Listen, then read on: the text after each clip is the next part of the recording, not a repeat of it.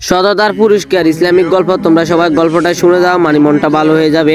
এক গরিব ছেলে বাজারে যাচ্ছে, পথে একটি মানিব্যাগ ফেলে রাখা দেখতে পায়। সে মানিব্যাগটি তার হাতে নিয়ে খুলে দেখতে পায় মানিব্যাগের ভিতরে অনেক টাকা পয়সা আর কিছু কাগজপত্র রাখা। রায়হান ভাবলো, যার মানিব্যাগ সে কিন্তু অনেক দুশ্চিন্তায় আছে। আমি যদি তার মানিব্যাগটা তাকে যদি ফেরত দিয়ে দিই তাহলে আল্লাহ আমার জন্য পুরস্কার রাখবেন। রায়হান গ্রামের মসজিদে ইমামের কাছে গিয়ে বলল, হুজুর, আমি কিন্তু একটা মানিব্যাগ পেয়েছি, যদি কেউ খুঁজতে আসে তাহলে তাকে দয়া করে দিয়ে দিবেন। রায়হান হুজুরকে মানিব্যাগটা দিয়ে দিলেন। কিছুক্ষণ পর এক বৃদ্ধা ছুটে এলেন। বৃদ্ধা লোকটার চোখে পানি। তিনি বললেন, আমি আমার মানিব্যাগটা হারিয়ে ফেলছি। ইমাম সাহেব তখন তাকে কিছু প্রশ্ন করলেন। সব ঠিক থাকলে ইমাম সাহেব তার মানিব্যাগটি তাকে ফিরিয়ে দিয়ে দিলেন। বৃদ্ধ লোকটি আনন্দে কেঁদে ফেললেন এবং বললেন, বাবা, তুমি খুব ভালো ছেলে, আল্লাহ তাআলা তোমাকে অনেক বরকত দিক। সেই দিনের পর থেকে রায়হান গ্রামের সততার জন্য আরো বেশি সম্মানিত হলো। আল্লাহ তাআলা তার রিজিকে বরকত দিলেন